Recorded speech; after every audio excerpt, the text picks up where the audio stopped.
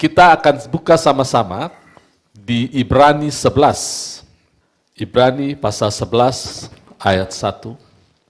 Iman adalah dasar dari segala sesuatu yang kita harapkan dan bukti dari segala sesuatu yang tidak kita lihat. Sampai di sini dulu ya. Saya ingin bikin statement, Bapak Ibu Saudara hati-hati menangkapnya, karena kita akan lanjut pembicaraan. Jadi yang mendengarkan di YouTube nanti atau di online, jangan diputus, lanjut dulu ya. Saya mau bikin statement bahwa iman tidak perlu bukti, karena dia adalah bukti. Oke, ya. Dan dia adalah substansi dari sesuatu yang kita harapkan.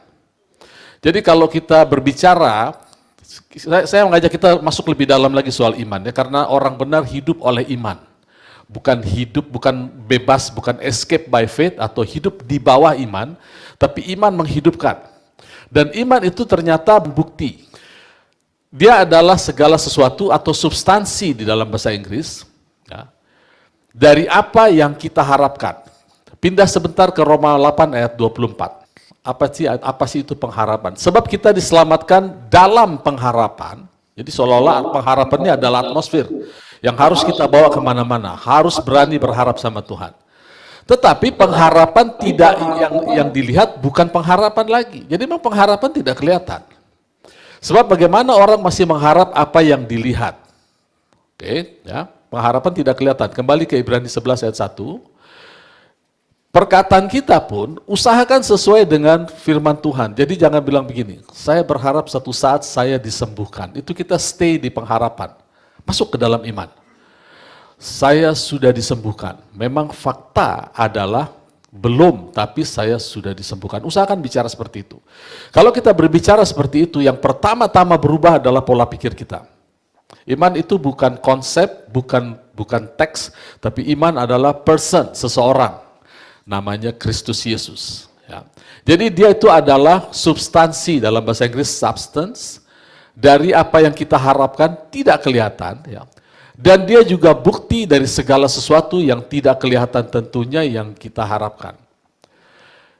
Kemudian ayat 2. Ayat 2, sebab oleh imanlah telah diberi kesaksian kepada nenek moyang kita atau marturia. Jadi iman bukan, atau kesaksian bukan bukti. Iman adalah bukti. Nanti kalau kita baca Ibrani 11, satu pasal, itu dipisahkan antara iman dan kesaksian. Iman dan kesaksian. Ya. Ayat 3. Karena iman kita mengerti bahwa alam semesta telah dijadikan oleh firman Allah, sehingga apa yang kita lihat telah terjadi dari apa yang tidak kita lihat. Jadi karena imanlah yang adalah bukti, apa yang terjadi, yang menjadi kesaksian kita, itu terjadi dari yang tidak kelihatan. Bahasa Inggrisnya bilang, by faith we understand. Understanding datang dari iman, bukan dari doktrin. Ya. Understanding datang dari iman. Orang kalau punya pegang doktrin, dia berhenti mengerti, berhenti berpikir. Karena kalau dia pegang doktrinnya itu, ya itu. Nggak akan bisa dilawan lagi. Tapi iman itu iman lebih powerful. Dia tidak fleksibel, dia lebih powerful. Bahasa Inggrisnya katakan, by faith we understand that the word that God frame, memberikan frame itu kerangka. Saya ambil contoh yang mudah untuk kita mengerti. Kalau kita ingin membuat satu kerangka beton, ya, konkret namanya, seperti yang belakang saya ini, konkret, ya, itu dibikin dulu frame-nya, kerangkanya. Betonnya nggak kelihatan, baru kerangkanya. Nanti yang mengisi itu adalah substansinya, cor-corannya. Kalau tidak ada frame-nya, maka cor-cornya masuk langsung hancur semua. Meleleh. Nah, itu mungkin perumpamaan yang bisa saya bawa yang paling simpel ya. Pada saat kita mengharapkan sesuatu, ada frame-nya dulu. Lalu nanti iman sebagai bukti mengisi. Lalu keluarlah kesaksiannya. Gitu ya. Semakin banyak kesaksian, semakin bagus, sekaligus semakin hati-hati kita. Karena ketika kita memindahkan kesaksian menjadi bukti, ya, sekali lagi, saya mesti pelan-pelan. Ketika kita memindahkan dalam pengertian kita bahwa kesaksian itu bukti bahwa iman itu benar, kita dalam kondisi seperti telur di ujung tanduk. Kita bisa gagal selanjutnya. Karena kesaksian bukan bukti.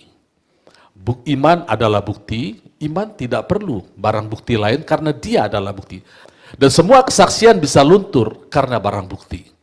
Jadi kita harus hati-hati, saudara, semakin banyak kesaksian itu semakin baik, tapi jangan pernah bergeser bahwa iman itu bukan kesaksian. Ya. Kita disembuhkan bukan karena si A sembuh. Bukan, kita disembuhkan karena oleh bilur-bilur Kristus, kita sudah sembuh. Di surga itu barang bukti. Kita diperkaya bukan karena si B yang tadinya miskin diperkaya. Kita diperkaya karena ada bukti bahwa Yesus yang kaya menjadi miskin supaya kita yang miskin menjadi kaya. Barang bukti itulah yang kita perlu kerjakan, kita perlu imani, kita perlu perjuangkan. Bukan kesaksian, saudara ya. Kita tidak mengesampingkan kesaksian, kesaksian harus berjalan bersama-sama dengan barang bukti. Nah sekarang, kenapa Pak JP begitu concern dengan hal ini? Ternyata saya ketemu bahayanya kalau kesaksian dikedepankan. Ya, kesaksian, ada beberapa persekutuan, dulu zaman kami baru mulai ibadah, baru mulai melayani Tuhan tahun 80-an, itu selalu kesaksian, lama-lama imannya bergeser, barang buktinya pindah. Akhirnya kesaksian yang tidak sama dengan barang bukti itu menggantikan iman. Contoh ya, berapa kali kita mendengar orang mengajarkan bahwa misalnya seorang hamba Tuhan yang pernah masa lalunya jelek, katakanlah dia terlibat dengan narkoba, terlibat dengan rupa-rupa kejahatan, lalu dia bertobat menjadi hamba Tuhan yang baik. Ya. Lalu dalam khotbah kan harusnya yang disampaikan iman, kan? Karena tanpa iman tidak seorang pun berkenan, bukan tanpa kesaksian tidak seorang pun berkenan kepada Allah. Nah apa yang terjadi, dia katakan begini, saudara-saudara, kau semua bisa berubah menjadi lebih baik. Lalu dia mulai kasih kesaksiannya, lalu dia tutup begini, kalau saya bisa, maka saudara bisa. Siapa yang bilang? Itu error. Kita bisa karena Alkitab mengatakan kamu bisa. Kita sembuh karena Alkitab mengatakan kamu sembuh. Jadi kalau misalnya saya punya penyakit stadium 4, saya sembuh. Lalu saya bilang begini, kalau saya bisa sembuh, maka Bapak Ibu Saudara bisa sembuh. Itu fondasi kita bahaya, saudara. Goyah. Kita bisa jatuh. Karena kalau kita ajarkan seperti itu, kita tidak berpegang pada iman, tapi berpegang pada kesaksian. Ayat ini jelas bilang memisahkan antara kesaksian dan iman. Iman tidak perlu barang bukti karena dia adalah barang bukti yang sah di alam roh. Itu yang kita pegang. Ya. Ada lagi yang bilang begini, misalnya begini ya. Jadi confuse bahasanya, membingungkan orang. Ya. Dia bilang begini. Seringkali kita minta kesembuhan, bahkan beberapa hamba Tuhan yang sudah di dalam Tuhan melayani sejak muda, ada juga pada waktu sakit mereka berdoa tidak sembuh dan malah pulang ke surga. Artinya apa? Tidak penting sembuh atau tidak sembuh. Nah itu sudah satu error ya. Karena Yehova Rafa itu adalah Allah penyembuh. Jadi kalau kita sudah mengesampingkan tidak penting sembuh atau tidak sembuh, kita sudah menyampingkan bukti. Lalu kita bawa kesaksian menjadi pengganti barang bukti. Jadi yang penting adalah bukan sembuh atau tidak sembuh, tapi kita bertumbuh di dalam iman. Sudah perhatikan kata-kata ini baik, tapi sebetulnya it's killing your faith softly. Ya. Tidak penting kaya atau miskin, yang penting kita bertumbuh dalam iman. Itu sudah confused, sudah ribut, sudah bertentangan satu yang lain. Iman mengatakan kita berkecukupan bukan karena kekayaan kita. Iman mengatakan kita berkecukupan karena kekayaan Allah di dalam Kristus, kemuliaan Allah dalam Kristus. Iman mengatakan bahwa kita disembuhkan, harus sembuh. Jadi kalau kita bilang nggak penting sembuh atau tidak, nggak penting kaya atau tidak, nggak penting miskin atau berkecukupan, yang penting kita bertumbuh dalam iman. Itu sudah mengadu antara kesaksian dan barang bukti. Jadi kita sendiri yang confused, saudara. Coba kita buka di Ibrani pasal 10 ayat 36. Sebab kamu memerlukan ketekunan supaya kamu melakukan kehendak Allah. Kamu memperoleh apa yang dijanjikan. Sebab sedikit bahkan sangat sedikit waktu lagi, ya, dan ia akan datang, sudah akan ada tanpa penangguhan kedatangannya. Ayat 38, tetapi orangku yang benar akan hidup oleh iman. Dan apabila ia mengundurkan diri, aku tidak berkenan kepadanya. Pertanyaannya, bagaimana kita mengundurkan diri dari iman? Dengan mengganti iman dengan barang bukti lain yang disebut kesaksian. Kesaksian itu bisa menjadi doktrin ya. Saya pernah terangkan mengenai bagaimana doktrin lahir dari, tapi bukan berarti doktrin tidak penting. Alkitab mengatakan bahasanya Paulus kepada jemaat, kepada para pengurus jemaat, dikatakan perhatikan dirimu, perhatikan kawanan domba. Lalu di bagian lain dikatakan perhatikan doktrinmu, perhatikan dirimu dan perhatikan doktrinmu. Jadi harus inline, doktrin, diri pembicara dengan jemaat. Harus inline, bukan berarti doktrin nggak penting ya. Doktrin yang sehat lahir dari iman. Ya. Jadi di sini dikatakan, tetapi orangku yang benar akan hidup oleh iman apabila ia mengundurkan diri, maka aku tidak akan berkenan kepadanya. Nah, iman itu tidak pernah mengundurkan diri dari kita. Kita yang mengundurkan diri dengan cara mengganti. Coba kita buka sebentar secara cepat Ibrani 11 ayat 3 ya. Karena iman kita mengerti atau by faith we understand that the word frame yang memberi frame juga adalah firman Tuhan, pengharapan, lalu diberikan substansinya, iman memberikan substansi, apa yang ada di Alkitab, itulah substansi bagi kita, kemudian sekaligus dia adalah barang bukti. Ya. Lalu coba kita lihat sepintas saja, ayat 4, karena iman, Habel mempersembahkan kepada Allah korban yang lebih baik daripada korban lain, dengan jalan itu ia memperoleh kesaksian, kata yang sama, marturia, kesaksian. Ya, di ayat kesaksian ini muncul di ayat 2, oleh iman kita diberi kesaksian. Perhatikan, oleh iman kita diberi kesaksian. Kesaksian bukan barang bukti. Ya, kesaksian bukan barang bukti. Dipisahkan, oleh Ibrani 11 ini jelas dipisahkan. Kemudian ayat 5, karena iman Henokh terangkat supaya ia tidak mengalami kematian dan ia tidak ditemukan karena Allah telah mengangkatnya. Sebab sebelum ia terangkat, ia memperoleh kesaksian. Muncul lagi. Karena iman, dia memperoleh kesaksian bahwa Allah berkenan kepadanya. Nah ini ayat ini banyak dipakai oleh beberapa saudara-saudara yang berpegang pada paham bahwa Yesus datang nanti ada rapture, pengangkatan. Kemudian nanti sebagian ditinggal disiksa, gitu. Sementara gereja Tuhan dan Roh Kudus diangkat. Nanti sisanya mereka yang sisa tertinggal harus belajar ke 144 orang-orang Israel. Nah pertanyaannya, karena kalau pakai doktrin kita stop nggak nanya, tapi kalau pakai iman kita pingin understanding ya. Pertanyaannya begini, yang dikasih mandat untuk memberitakan Injil adalah gereja Tuhan dan Roh Kudus dengan kekuatan Roh Kudus. Kalau dua oknum ini diangkat, lalu siapa yang memberitakan Injil? Mereka nggak punya mandat, malaikat aja nggak boleh. Ya 144 orang Israel tidak, mereka bukan gereja Tuhan. Gereja Tuhan adalah Israel yang original dan gereja menjadi satu, the Israel of God. Ya, makanya dalam pengajaran rapture beberapa poin yang saya tangkap selalu mereka bilang ciri-ciri orang yang tidak yang mundur dari iman adalah mereka mulai meremehkan bangsa Israel. Ya nggak penting lah ya. Di hadapan Tuhan juga tidak ada lagi ada Israel asli, Israel yang KW gitu ya. Hanya ada satu, di Israel of God. Dari situ dikatakan kalau Henokh diangkat tidak mengalami kematian, maka gereja Tuhan juga akan diangkat. Nah ini kan sudah memakai kesaksiannya Henokh menjadi barang bukti bahwa gereja Tuhan akan mengalami sama. Nanti ada Elia diangkat, dipakai sebagai barang bukti bahwa gereja akan diangkat. Padahal iman Allah terhadap gereja Tuhan adalah di Kolose 3 ayat 4 dikatakan, ya, Kolose 3 ayat 4, Kolose 3 ayat 4, ini imannya Allah ya. Apabila Kristus yang adalah hidup kita, ya, sebentar saya setelah sebentar sama Filipi 1 ayat 21, nggak usah dipindahkan, biar di sini. Filipi 1 ayat 21, bagiku hidup adalah Kristus, mati adalah keuntungan. Ini dia lanjut di sini, apabila Kristus yang adalah hidup kita menyatakan diri kelak, kamu pun akan menyatakan diri bersama-sama dia dalam kemuliaan. Ya, jadi kita dan Kristus sudah satu. Nanti kalau kepalanya bermanifestasi, kita ikut-ikut bermanifestasi. Kenapa? Karena peran utama di dunia ini adalah Kristus, dia raja, dan kita raja-raja. Jadi waktu dia menyatakan diri, nggak kita diangkat, bukan. Ini kata firman Tuhan gitu ya. Nah bagaimana kita menyatakan diri, nah, saya tidak bosan-bosan mengulang ini. 1 Tesalonika 4 ayat 17 mengatakan, pada saat sangkakala ditiup, Tuhan Yesus turun, bukan kita naik, Tuhan Yesus turun. Kalau Tuhan Yesus turun, kita naik nanti nggak ketemu, kita di surga loh. Yesus mana? Yesus di bumi turun loh. Jemaatku mana? Dia di surga katanya, naik, diangkat. Nanti nggak ketemu.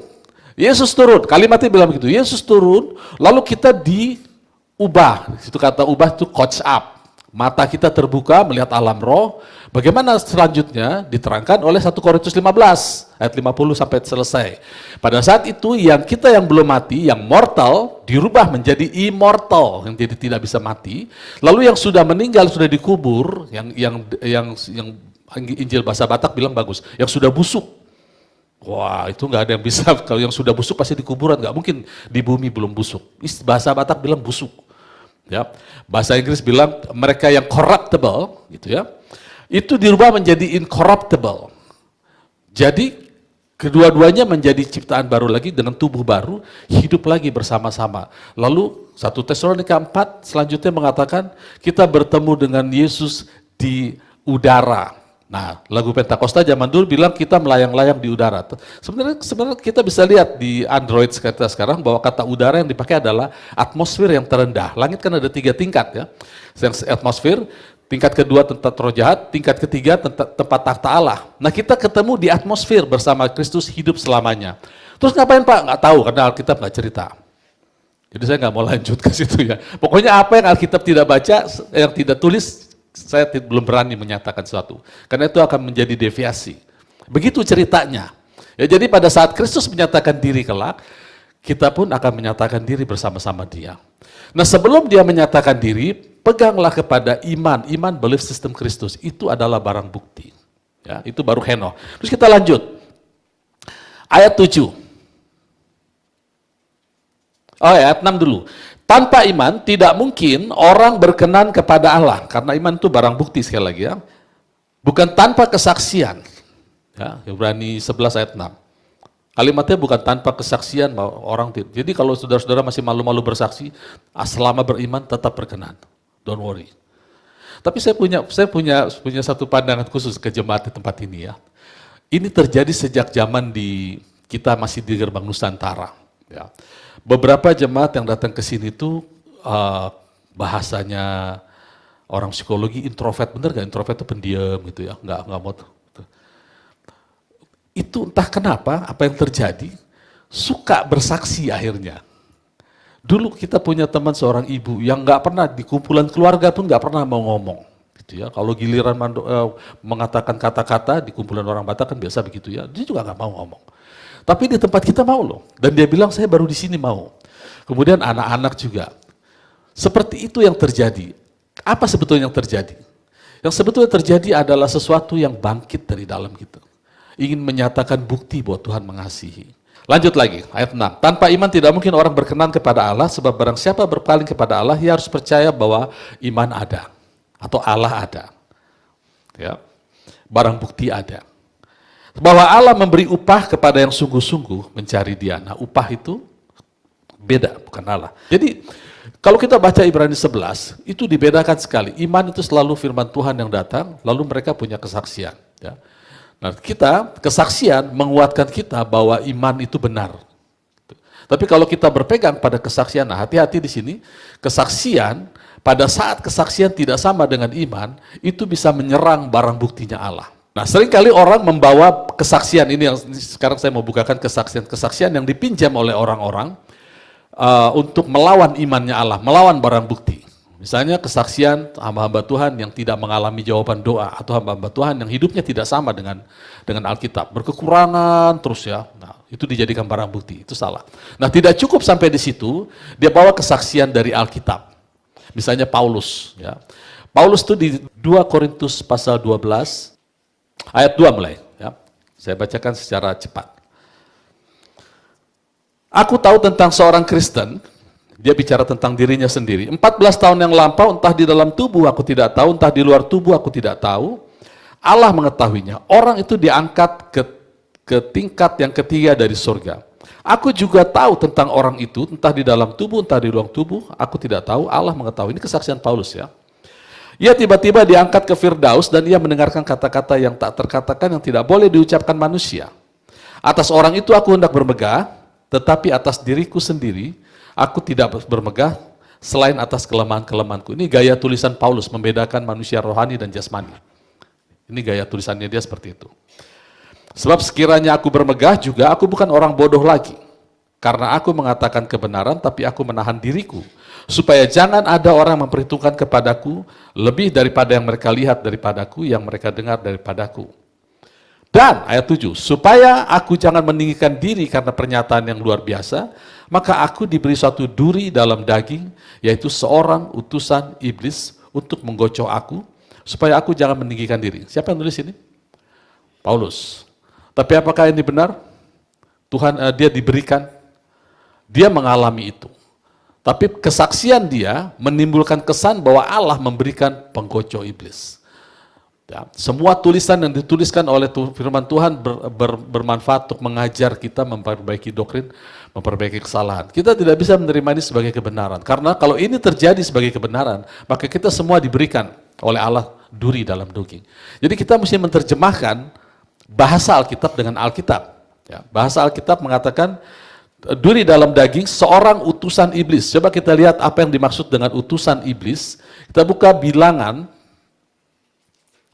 33 ayat 55, sebentar. Bilangan 33 ayat 55. Utusan iblis. Ya. Tadi 2 Korintus 12 ayat 7 mengatakan suatu duri dalam daging. Apa yang dimaksud dengan duri? Nah, di Bilangan 55, duri itu menjelaskan tentang gangguan personality, gangguan person. Ya. Jika kamu tidak menghalau penduduk negeri itu dari depanmu, maka orang-orang yang kamu tinggalkan hidup dari mereka akan menjadi seperti selumbar di matamu, seperti duri yang menusuk di lambungmu. Duri. Dan mereka menyesatkan kamu di negeri yang kamu alami. Jadi duri yang di sini bisa menyesatkan bangsa Israel. Jadi kalau kita terjemahkan apa yang Paulus maksud duri dalam daging, itu bukan penyakit. Bukan. Duri yang dimaksud adalah gangguan personality. Coba kembali ke 2 Korintus 12. Utusan iblis, the messenger of Satan. The messengers of Satan. Saya ingin kita kasih perhatian lebih di ayat ini. Messenger, pembawa berita dari iblis itu membawa berita yang selalu against faith, melawan iman. Jadi kenapa saya perlu ingatkan di kita, hati-hati bahwa kesaksian itu bukan barang bukti. Barang bukti itu adalah iman atau firman Allah. Nah, mereka yang tidak kuat di dalam firman, mereka akan mudah terpengaruh dengan berita dari iblis ini. Ya. Nah, jadi jawaban Tuhan atas Paulus dikatakan begini, jawab Tuhan ayat 9. Ayat 8 dulu, tentang hal itu aku sudah 3 kali berseru kepada Tuhan supaya utusan iblis mundur daripadaku. Ya, utusan iblis mundur daripadaku. Nah, Paulus belum baca kitab Petrus. Petrus katakan, lawanlah iblis, tunduk kepada Allah, lawan iblis supaya dia undur daripadamu. Jadi yang harus melawan adalah Paulus, bukan dia suruh-suruh Allah. Dia tidak perlu suruh Allah, Tuhan tarik utusan iblis. Tidak, Tuhan tidak pernah seperti itu. Ya. Kemudian jawab Tuhan kepadaku, cukuplah kasih karuniaku, cukuplah pergaulan kita. Karena kalau kau bergaul sama aku, kau akan menjadi seperti aku. Kau tidak usah suruh-suruh aku usir, kau usir sendiri. Ya, jadi semakin kita bergaul dengan Allah, semakin kita seperti Allah. Sebab justru dalam kelemahanlah kuasaku menjadi sempurna. Artinya, dalam kelemahanmu, kau bergaul dengan aku, kau akan menjadi sempurna, akan menjadi kuat. Makanya saya katakan tadi, saya melihat sendiri berapa anak-anak Tuhan yang sulit berkata-kata, ada di komunitas kita, yang kelihatannya lemah dalam perkataan, menjadi berani berkata-kata. Karena bahasa Tuhan itu, selalu bahasa yang membuat kita berani berkata-kata. Jadi bahasa itu bukan sekedar bisa dihafalkan. Minggu lalu saya cerita bahwa seorang yang bisa berbahasa asing, itu belum tentu bisa bicara khotbah dalam bahasa asing yang dia kuasai. Saya pakai contohnya bahasa Jerman, atau saya lah bahasa Inggris gitu ya. Saya mendengarkan khotbah sekarang bahasa Inggris nggak perlu lagi lihat kamus. Tapi kalau disuruh khotbah bahasa Inggris, saya harus masuk ke dalam dialeknya, pola pikirnya, itu nggak mudah, saudara.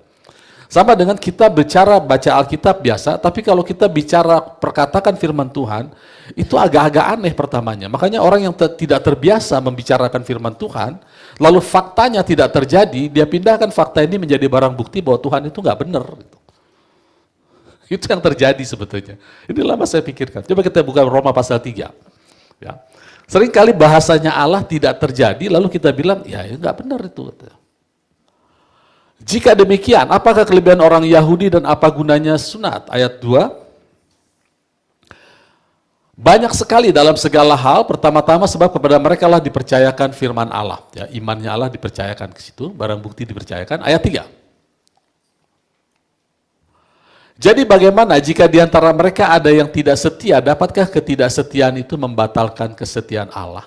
Jadi Allah mempercayakan firman-Nya, memberikan barang bukti bahwa Allah mengasihi, tapi ada yang tidak percaya. Coba di-switch ke King James, saya mau terjemahkan dalam bahasa King James. For what if some did not believe? Jadi ada orang tidak percaya, shall their unbelief make, perhatikan itu, barang bukti Allah, the faith of God without effect. Ini yang sering terjadi. Jadi ada orang yang tidak terbiasa dengan firman, tidak ikut tidak memperkatakan firman, bahkan terpengaruh dengan orang anak-anak Tuhan mengatakan, udahlah nggak usah memperkatakan firman, bohong semua itu. Kita nggak bisa paksa Allah kok. Kita nggak bisa paksa Roh Kudus, jadi nggak usah ngomong-ngomong firman lah. Pokoknya percaya Tuhan tahu apa yang terbaik gitu kan. Akhirnya tidak terjadi dalam hidup kita. Lalu apakah hal itu membuat imannya Allah menjadi tidak berefek? Perhatikan kata Allah. Ayat selanjutnya bahasa Indonesia aja. Sekali-kali tidak, sebaliknya Allah adalah benar dan semua manusia pembohong. Seperti ada tertulis supaya engkau nyata benar dalam segala firman-Mu dan menang jika engkau dihakimi. Selalu iman dan kemenangan berdampingan. Inilah kemenangan yang mengalahkan dunia iman. Iman Allah selalu menang. Jadi kalau ada yang terjadi tidak sama dengan firman Allah, kita jangan buru-buru meragukan kebenaran Allah. Itu yang sering terjadi. Ya. Jadi saya sekarang semakin mengerti kenapa bisa terjadi, bahkan anak-anak Tuhan yang senior, yang sudah puluhan tahun ikut Tuhan, masih berani bilang bahwa ya sembuh tidak sembuh bukan masalah. Diberkati tidak diberkati itu bukan masalah. Yang penting kita bertumbuh dalam iman. Nah itu masalah, kepalanya dia sudah masalah, confused. Ya, kepalanya dia sudah bermasalah. Saudara jangan sampai terkena masalah dengan orang-orang bermasalah. Ya, protect diri kita. Ya, jadi kalau belum dapat, kejar terus, berpegang terus. Kalau sampai kita meninggal nggak dapat, nggak apa-apa. Kita tinggal tanya Tuhan, ini kenapa begini Tuhan? Jawabannya saya udah tahu. Kamu sih nggak percaya. Jawabannya pasti begitu Tuhan. Di perjanjian baru sudah bilang, sampai berapa lama lagi aku harus bersamamu? Itu karena ketidakpercayaan. Gitu ya, makanya dibilang semua pembohong. Saya mau bicara soal bahasanya Allah. Ya. Yohanes 8 ayat 43. Apakah sebabnya kamu tidak mengerti bahasaku? Sebab kamu tidak menangkap firmanku. Balik lagi. Di dalam firman ada iman. Kalau kita tidak menerima iman itu apa adanya, iman katakan begitu ya, maka ya itulah yang terjadi, maka kita tidak akan pernah mengerti bahasa surgawi. Jadi bagaimana Pak caranya supaya kita menangkap firman-Nya? Ya ditangkap pakai mulut lah, kayak katak nangkap nyamuk kan. Oleh bilurmu aku sudah sembuh. Aku diberkati, kita nangkapnya kan begitu. Aku diberkati, aku pasti sembuh. Buktinya apa? Ya itu buktinya. Itu yang aku ucapkan, itu bukti. Oh, tapi hidupnya itu kesaksian. Tunggu, kesaksianku akan inline dengan barang bukti. Amin ya. Amin. Saya ingin Bapak Ibu Saudara tempat ini semua tidak ada yang sakit berkepanjangan, tidak ada yang berkekurangan berkepanjangan, semua berhasil. Oleh karena itu letakkan barang bukti dan kesaksian di tempat yang seharusnya. Jadi kalau ada orang mulai confused mengatakan, Tuhan nggak gitu-gitu amat. Buktinya kurang apa dia? Dia pendiri pelayanan, dia melakukan ini, dia menginjil sampai dipukulin orang, misalnya begitu ya. Bahkan dia rela memberi nyawanya, tapi waktu sakit pulang juga ke surga. Itu bukan barang bukti, itu kesaksian. Bagaimana dia bertahan dalam iman. Salahkah? Enggak juga, jangan disalahin. Sudah. Itu kesaksian. Tuhan ingin kesaksian kita inline dengan barang bukti. Barang bukti adalah iman. Iman adalah the substance, dan iman adalah evidence. Oke? Nah, tidak cukup barang bukti, ada beberapa orang tidak cukup dengan barang bukti yang kesaksian di perjanjian baru, dia ambil perjanjian lama. Yang paling powerful itu Elisa. Elisa ini double kesaksian dibanding Elia. Kita ambil contoh saja di 2 raja-raja. Ada maksudnya saya tunjukkan ini, 2 tokoh ini, karena tokoh ini sangat dominan sekali kalau bicara soal mukjizat. 2 Raja-Raja 2 ayat 19. Berkatalah penduduk kota itu kepada Elisa, coba lihat, letaknya kota ini baik, tetapi Tuhanku lihat airnya tidak baik. Di negeri ini ada keguguran bayi. Jawabnya, ambil sebuah pinggan baru bagiku, taruh garam di dalamnya, maka mereka membawa pinggan itu kepadanya. Kemudian pergilah ia ke mata air, mereka melemparkan garam itu ke dalamnya, serta berkata, beginilah firman Tuhan. Perhatikan, ini dia, barang bukti. Ini barang bukti yang dibawa oleh Elisa. Telah kusehatkan air ini, maka tidak akan terjadi lagi olehnya kematian atau keguguran bayi. Demikian air itu menjadi sehat sampai hari ini sesuai dengan barang bukti yang disampaikan Elisa. Jadi iman yang pertama, dia muncul harus ada pengetahuan, harus ada suara Tuhan. Oke ya, iman datang dari pendengaran akan suara Tuhan. Iman datang dari pendengaran dan pendengaran. Jadi bukan sekedar kita pasang MP3 firman Tuhan lalu kita tidur-tidur leyeh-leyeh, iman datang. Enggak gitu ya. Enggak begitu. Iman datang dari pendengaran, di pendengaran yang dibawa oleh firman. Sama dengan misalnya saya bicara kepada Bapak Ibu Saudara, ya. Lalu saya bicara, enggak dengar. Misalnya saya bicara kepada Pak Fredrik, ya, kepada Pak Wagem. Saya bicara, Pak Wagem nggak dengar. Apa yang saya lakukan supaya Pak Wagem dengar? Saya menaikkan volume suara atau mencari perhatian, gitu ya. Saya membawa pendengaran kepada Pak Wagem yang mendengarkan. Supaya apa? Supaya message yang saya sampaikan sampai kepadanya. Nah, kenapa kita perlu mengucapkan firman terus sehingga kalau kita nggak dengar, ya berbahagialah mereka yang punya telinga. Mereka harus mendengar. Kata mendengar yang kedua adalah firman membuat kita mendengar, kita mengerti. Itu sebabnya kita perlu ulang-ulang ucapkan. Emang sekali kita nggak dengar, Pak? Kita dengar tapi nggak dengar gitu loh.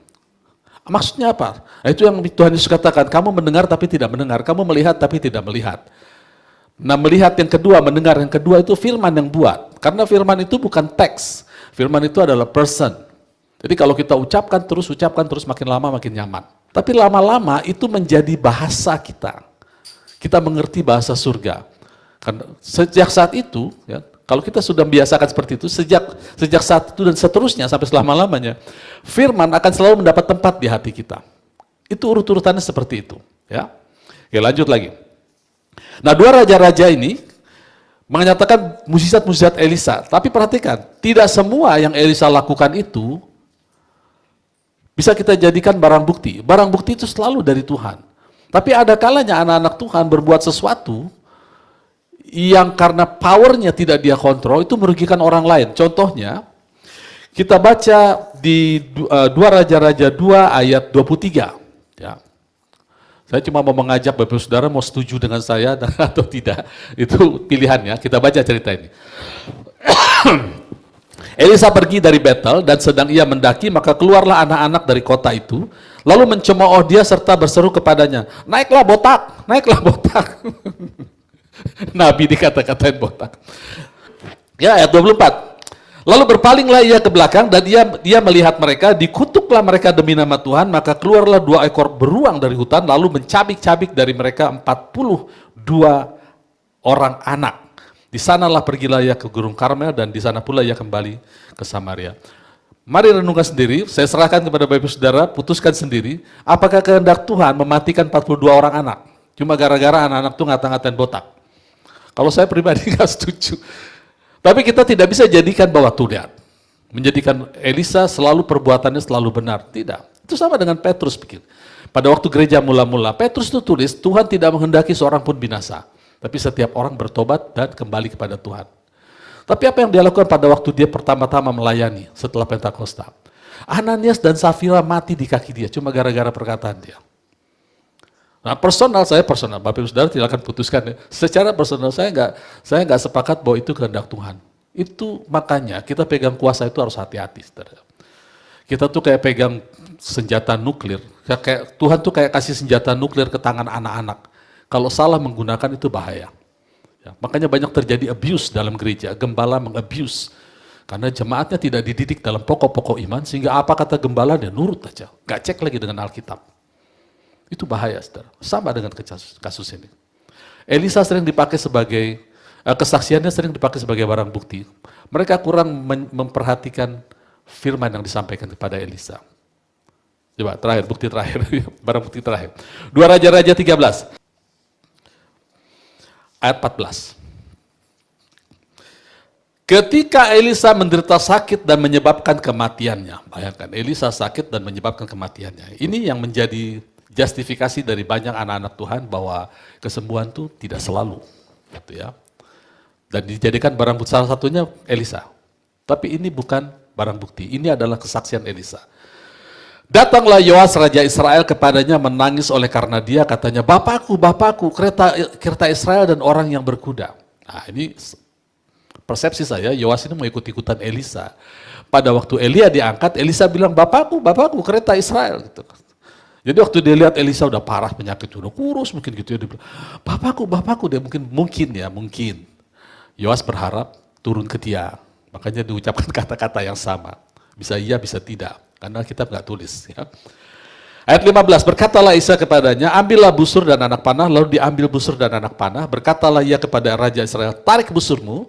Lalu Raja Israel menarik busurnya, tetapi Elisa menaruh tangannya di atas tangan Raja. Serta berkata, buka jendela yang sebelah timur. Dan ketika dibuka, berkatalah Elisa, panah.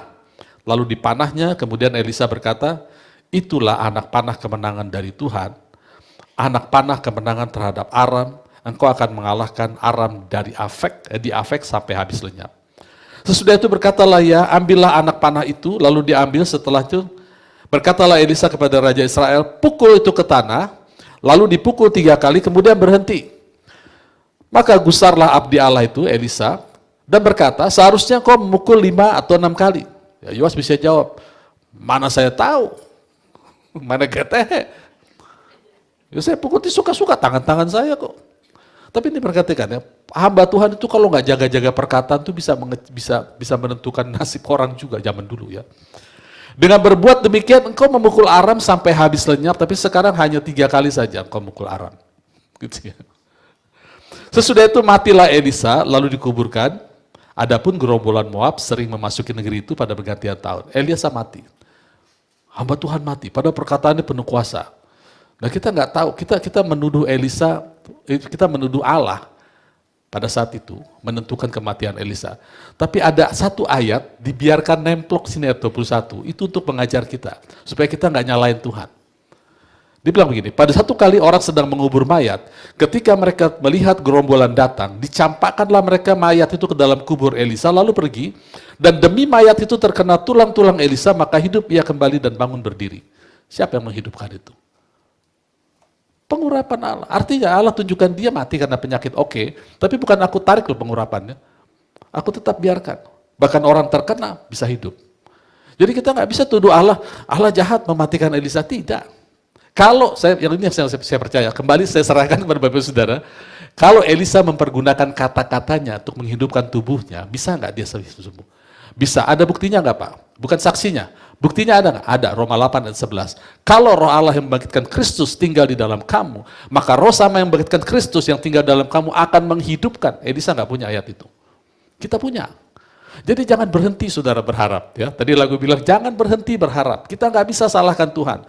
Kalau fakta yang kita punya atau kesaksian yang kita punya tidak sama dengan firman Tuhan, kita nggak bisa salahkan Tuhan. Karena barang bukti di kerajaan Allah, barang bukti di alam roh, itu nggak bisa digugat. Nah kita kejar barang bukti untuk dapat kesaksian yang baik. Jadi semakin banyak kesaksian di sini kan banyak kesaksiannya.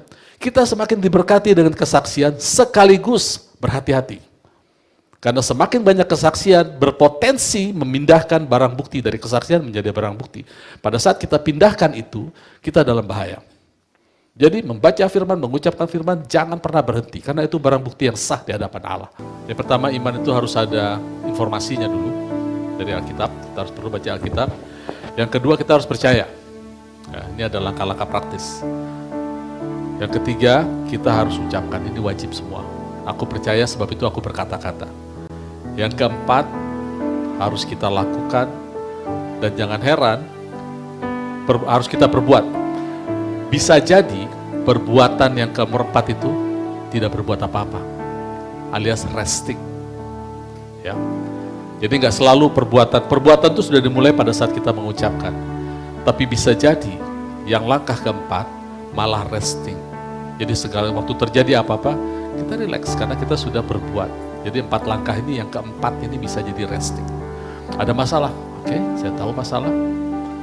Elisa pada saat dikepung oleh Raja Aram, pembantunya bergetar, ketakutan. Elisa resting. Mengapa? Karena dia tahu bahwa yang mengepung itu tidak lebih banyak daripada malaikat yang melindungi.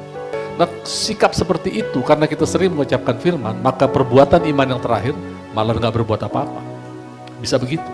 Bisa juga berbuat, melakukan sesuatu aktif, itu tangan kita, pikiran kita, bisa. Tapi jangan dibatasi, yang keempat ini fleksibel. Bisa berbuat, bisa malah resting. Tapi yang pertama, harus ada dasar firmannya, pengetahuan, iman datang dari pendengaran. Kemudian yang kedua, harus percaya. Nggak percaya bagaimana bisa? Nggak bisa. Yang ketiga, ya ucapkan. Nggak usah Pak mengucapkan firman. Nah, kita potensi fail. Karena lidah kita dan firman itu kombinasi yang paling kuat untuk menguasai keadaan.